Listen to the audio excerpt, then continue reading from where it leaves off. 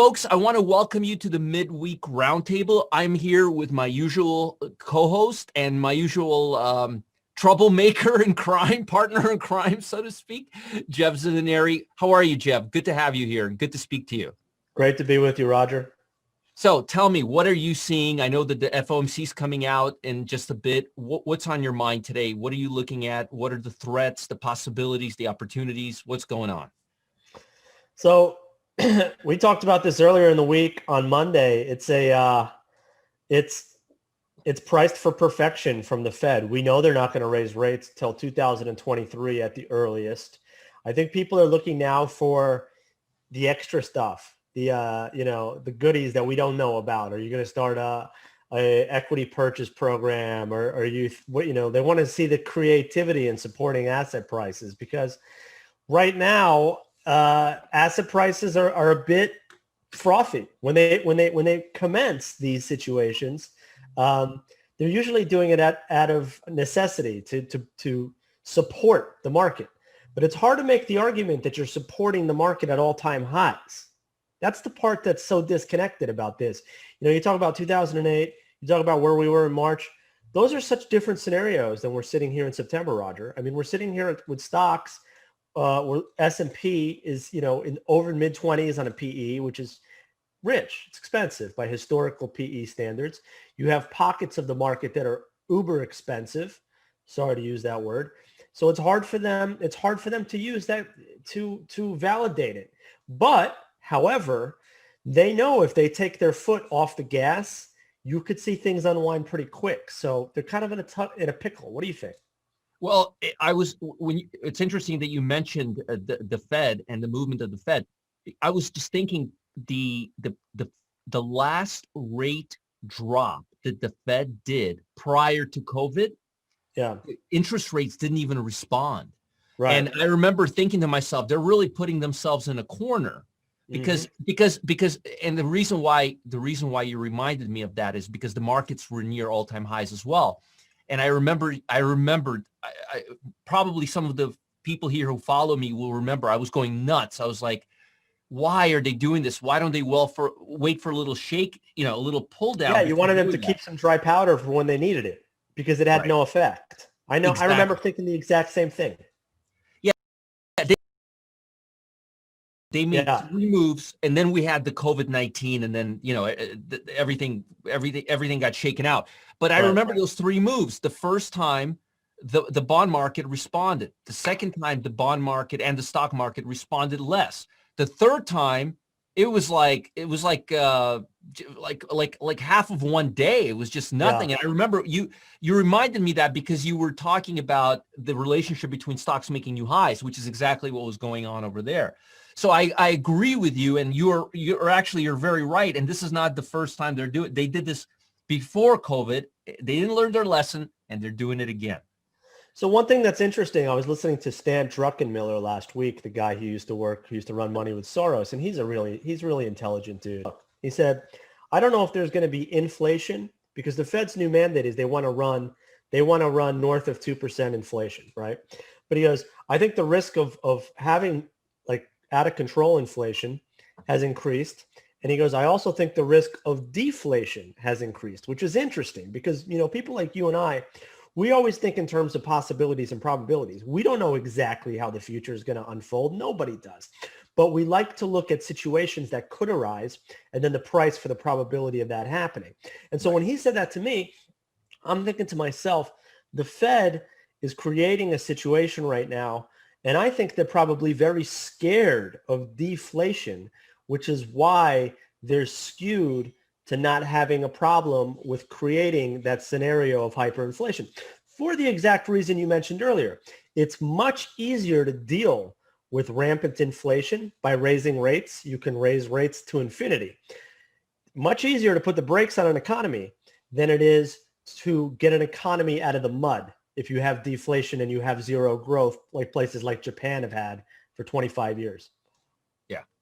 Yeah, very, very, I couldn't agree with you more. That's very interesting. He's actually one of the few guys that I follow. He is an amazing, he is, the guy thinks, he thinks 5-10 steps ahead every time. And it really is amazing. So let me ask you this. I'm looking at right now the bond market. I think the bond market is offering clues, and I'm seeing just choppiness, very little direction, wait and see approach, and not Yeah. just into today's session. I'm talking about the last few weeks. Just not that much activity, more of a chop. And Yeah. usually the bond market around this time of year starts heating up, and it's not. So I'm thinking if we are going to be in the exact same scenario that we were in 4 years ago, especially in light of the two different ways the economy can go with the two presidents we have. I mean, it's as Right. bipolar as it gets. Yeah. You got one guy here, you got one guy. I mean, they're like this. They're like But this. you said something the other day, which was interesting. Not to interrupt you, but I take what you say, and it stews in my mind for days. I really like to chew on a lot of this stuff. And you said that statistically speaking, a lot of people don't realize this, but a Democratic president is actually better during the course of their administration for the stock market. And what occurred to me was that while that is absolutely 100% true, what happens is people get confused sometimes about what I'm saying. And I think with what you're saying, when I say the election's going to do this, I don't mean that Joe Biden's 4 years of presidency, if he gets it, are going to be a shit show for the stock market. I mean, the first 2 weeks after he's elected could be difficult. 3 weeks, 4 weeks, a month, 2 months. And so what I think really over the long term, I think that the president has very little effect over what stocks are going to do as compared to what interest rates and what the Fed does. I think the Fed has much more influence over what stocks are going to do than who the president is and what monetary taxation policy there is, or fiscal taxation policy for the country, et cetera, et cetera, et cetera. That's just my personal view. I couldn't agree with you more. And as a matter of fact, just to take that study that I talked about one step further, the best growth occurred when Congress and the president are at odds. Yeah. I know that. Yeah. Yeah. So, for what it's worth, what it's worth. And this is going back it's going back about 50, 55 years. Yeah. So it's an interesting study because a lot of people are like, no, Democrats are going to ruin the white. No, it doesn't work that way. It really doesn't. And like you said, maybe for the first week or two or three, which isn't really that material in the long term. No, it's just more like to have a trading perspective, right? To look at where the market's at and to look at what would create, different sectors that would be on fire, different places. You know what I'm saying? For trades, not from an invest. If you invest on politics, on who your president is, you're doing it wrong. You got to invest, especially in the stock market. I mean, macro is a little different. You can look at countries and say, okay, this regime took over this country and they're communist. These guys took over Venezuela. I want to be short Venezuelan bonds. Like, that's smart.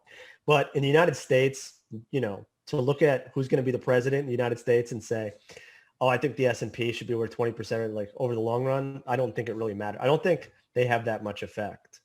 And also in terms of, and I'm just going to say this, and I don't want to get, you and I are not that, we're not. No, we're here for the money. Right, exactly. Politics. Yeah. I mean, I'm for the guy who's going to drive the stock market higher. So that's what I'm in for. I'm for the guy who's going to stimulate the economy in the best case scenario. That's my favorite president. Yeah. So, but my question to you is this: let's just say, for example, that Trump wins the other again. Do you think? And I'm now getting into really speculative mode. But do you think he's going to have, even if he wins, do you think, in the best case scenario, he's going to have the need or the necessity to really prompt up the stock market? I mean, it's his last ride because I think part of what he did had a lot to do with getting reelected, putting a lot of pressure on the Fed. Do you think there's going to be less pressure? I think he's a guy that is like us in a way, like not from the mindset of he needs a constant scoreboard, like traders, investors, real estate people, businessmen, unlike lawyers and people who are senators who don't need a score, who shun the scoreboard. I think Trump is like us, where he's like, no, I need a scoreboard. And for him, the scoreboard is the stock market. So I think he's going to want the stock market to do well? Resoundingly, hell yeah, because he's a player like the way we're players, the way our minds work. He needs a scoreboard. You can't, polls are one scoreboard, but when you're not going up for re-election, it doesn't really matter. So his legacy, I think, over the next 4 years are going to be even more on how people's money is, like how your real estate's done, how your stocks have done. He's going to grade himself more on the economy in the second term than he did in the first term. I agree. And you know what? And I was kind of hoping you would say that. And also the circles yeah. that he runs in. Think about it. The guys that Donald's friends with, like these like titans of industry, you know, these Koch brothers, these kind of people, like they'll never let him forget it if he crushes their portfolios. Like these people are also scoreboard oriented people. So do I think he's going to switch gears and not care about the stock market? No, I think the blind spot, I think the one area of fear would be the China thing. But I think as soon as that starts affecting stock prices, you've seen his pattern of pulling back. He pulls back the pressure as soon as the stocks start getting smoked. Apple takes a 20% dip because China's going to play hardball with Apple in China. And all of a sudden, we're back at the table, guys. We can really do a deal here. So I think if there's one thing that keeps Trump honest, so to speak, it's the markets. I agree with you. I agree with you. And I also believe that I think that he is going to be concerned with his legacy at this point. And I think he's going to want to end things on a very strong note. But it's also 50-50. It's so 50. And he's a business guy. I mean, he wants the economy to do well. I mean, and I also think Biden is the same way in the sense that he says one thing to get elected. And then when he gets in, he's going to be super pro-business. The guy is he's made his entire life in Washington, taking care of the hands that feed him, like every other politician and special interest group. So I don't think I think everything is more central in terms of action. If you judge action, but people have a hard time doing that because they join a team, right? Like, so I'll say I'm on this team. Everything this guy does is bad. And I'm thinking no, you think, the narrative is that this guy gets elected, he's going to kill the economy, which is an opportunity because the stocks might get, you see what I'm saying? So of course, we know that over the course of 4 years, Biden, if he gets elected, the stocks will still do okay. They might even do better, but you'll have an opportunity maybe to buy them for 2 weeks because people are going to overreact and they're going to think he's got this crazy radical agenda when it turns out he doesn't. Same thing with Trump. People are going to say, oh, Trump's going to break out World War III. And then you get a peace accord in the Middle East with this guy. So you never know. You never know. And the actions, if you follow the actions more than the rhetoric, they all tend to be kind of in the same line. I've actually been in my personal opinion, I thought Trump has been doing a pretty good job with foreign policy. I mean, I've been surprised, man. North Korea, who else would be able to put that guy into place, right? Listen, everybody, my last thing on politics, and this is, we both have our heritage from that part of the world, et cetera. I'm all about peace, right? So are you. So is everybody in the West. We think why can't we solve this, right? And Trump took this fresh approach where instead of focusing on conflicts and appeasement and the baggage of history, he said, what do we have in common with these groups of people? And he found the most affluent, most modern, most progressive people in that part of the world in the Gulf countries, in the Gulf states, and said, you guys realize if you guys collaborated, you could create an economic juggernaut in the MENA, in the Middle East. If you had Israel and you had Dubai and you had Abu Dhabi and you had Bahrain and you had these people coordinating their intelligence and their resources, you could create one of the world's best economies. And so the carrot is always better than the stick. Right. People want prosperity. Right. They don't want to hit each other or get hit. They want prosperity. Of course. So he came at it from a businessman's perspective and said, guys, there's so much to be gained. And it makes sense. It's just good business. Yeah, in my opinion.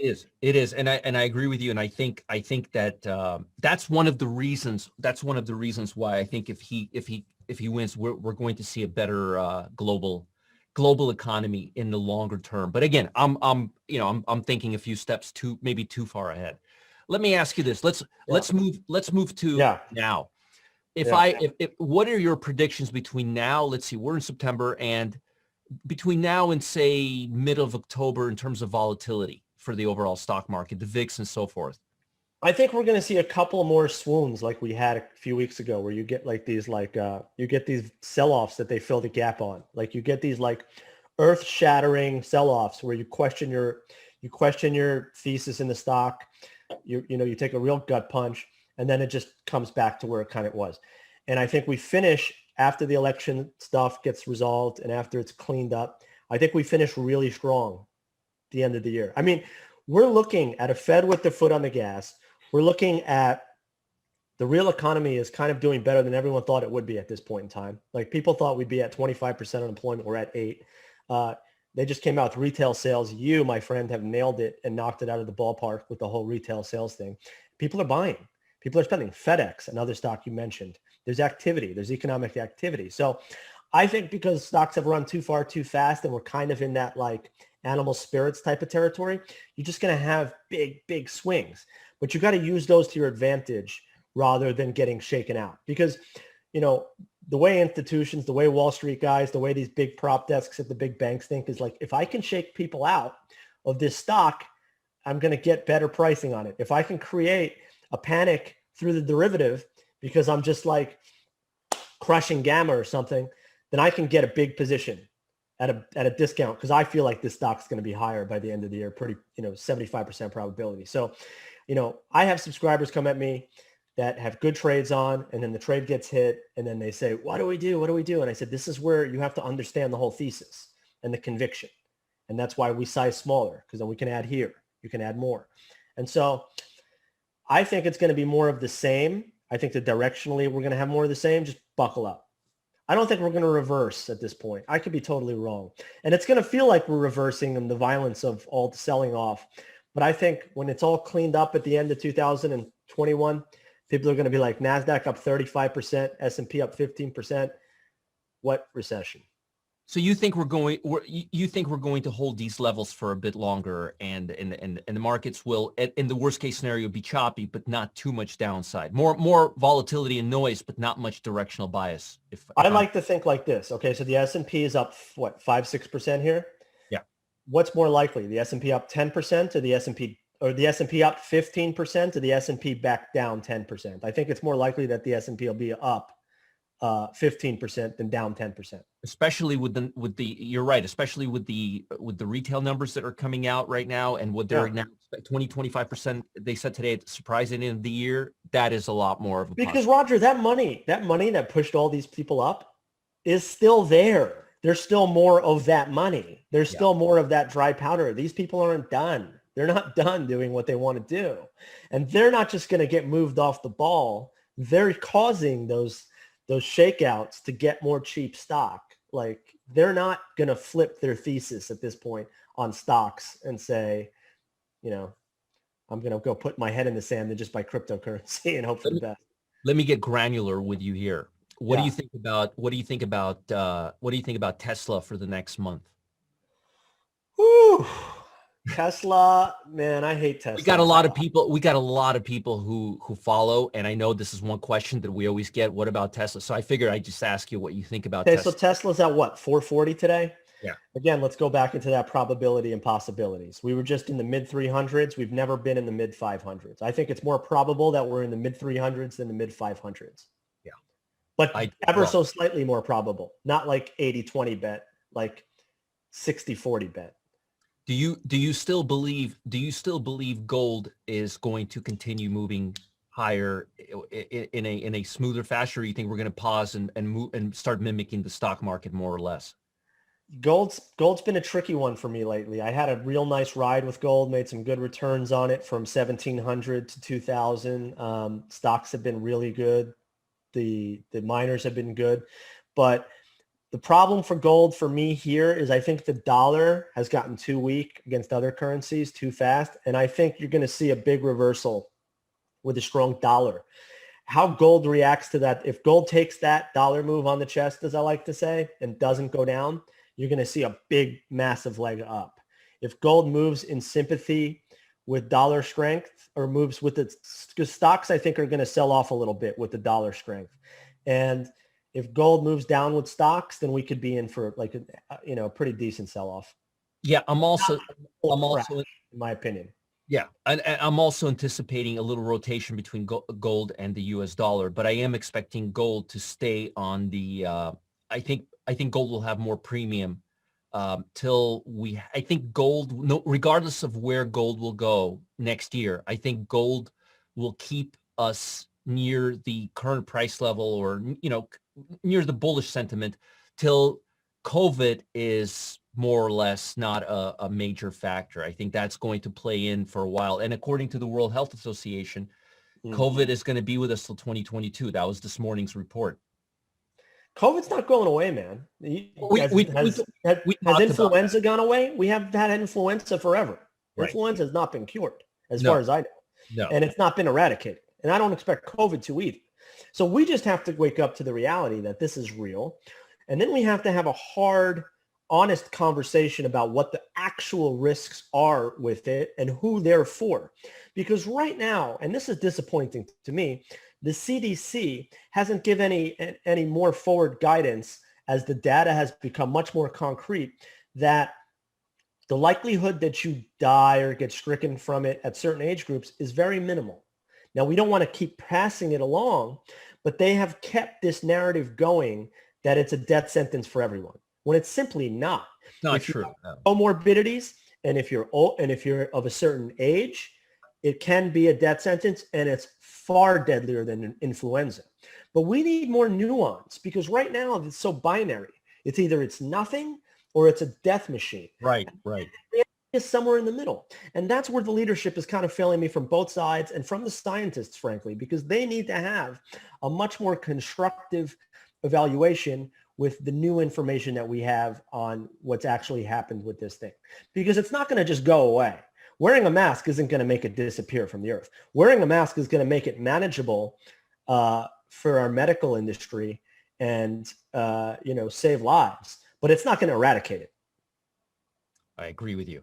I was dying to find out AstraZeneca, what they, how you've heard the news, they paused their, somebody did you hear what the medical issue was? I heard about it this morning. It was actually kind of interesting, sad, but interesting. Spinal cord injury. Somebody in the really? Now get this, think about this for a minute. Yeah. This phase 3 now. This is phase 3. This is not phase 1 or 2. No, I know. Yeah. And there's only 3 companies. There's only 3: Pfizer, AstraZeneca, and is it Moderna or is it Merck? Merck. Yeah. And one of them comes out and says that, and this is already late stage 3. Yeah. Big test. 30,000 people. Yeah, this morning one person had spinal cord injury, and they're looking to see whether they're going to start up again. But that's very, spinal injury. I was thinking like maybe their hair fell out, or maybe they started vomiting. Spinal cord injury. I mean, they're going to get it right. They're going to have somebody's going to have a vaccine. Like when they're talking about having a vaccine in 2 months from now, I think that there's a pretty strong likelihood that one of these 3 is going to have a breakthrough, right? It doesn't have to be all 3, but it's going to be one of these 3. I like a 30. I like that. I like 3, it's like a trifecta box. You need 1 to win. But the thing is, a lot of people are thinking there's a vaccine, boom, that's it, world comes, and it's not going to be like that. But the thing is that even with the vaccine coming online, it's going to be something not everyone takes. It's going to be, it's going to be the same side effects. It's just going to be, it's going to be in the, like I say, I've said this before talking to you. We've got 10% of the population that won't leave their bed, right? That are hiding in their closet. Then we have 10% of their population that are having parties on boats in South Beach and doing shots with no masks, and they just don't care. They don't think it's real. The rest of us, the 80% of the population, it's like, I don't know. I don't want to try it. I'm not going to be terrified. I'm going to live some sort of life, but I'm not, going to be stupid about it. We need more of an action plan on what to do. And I think that's coming about. But regardless, because of that 10% on the bottom, and because we're still skewing towards that on the second half, another tranche, you're going to not see people travel for business. You're not going to see people going for 3 days to Disney. You're going to see, it's going to take a while before those habits and really get back to normal. And so I just, from that standpoint, like, life has been altered. It just has. I mean, we find different ways to do things. Different economies thrive. There's money to be made in different ways, but we're not going back to 2019. No, it's a big change. Matter of fact, someone that just, I don't remember from where I read it. I read so many things a day, but I read that about 20 to 30% of people who they surveyed said that they will not take the vaccine even when it comes out. So I think the number may be higher than the 10% that you've mentioned. But again, I just want people to realize at homes that this is not a binary. People are not binary. This didn't come here in one day and infect everyone. Some people will not be able to tolerate the vaccine. Some people will not be able to afford it. Some people will not be able to get their hands on it. Some people, it'll just not work on. It's not going to be a all or nothing kind of a thing. It's not going to go away, and it's gonna mutate. That's what viruses do. They mutate, and then they're going to have to come out with a new version. And it's unfortunately it's a fact of life. Yeah. What? It's a process. It's going to be a process. It's going to be a long process. All right. Well, let's leave it here. Jeff, this was a great session as usual. I had a great time with you. Folks, if you are listening to this and if you are enjoying this, please do one of two things. Send us an email. Give us feedback, whether you like us, whether you hate us. If you want us to do something differently, if you want to give us feedback, please do. Jeff@joyofthetrade.com. That's Jeff@joyofthetrade.com. You could send me an email, support@MarketGeeks. That's my old email. I've been using it for years.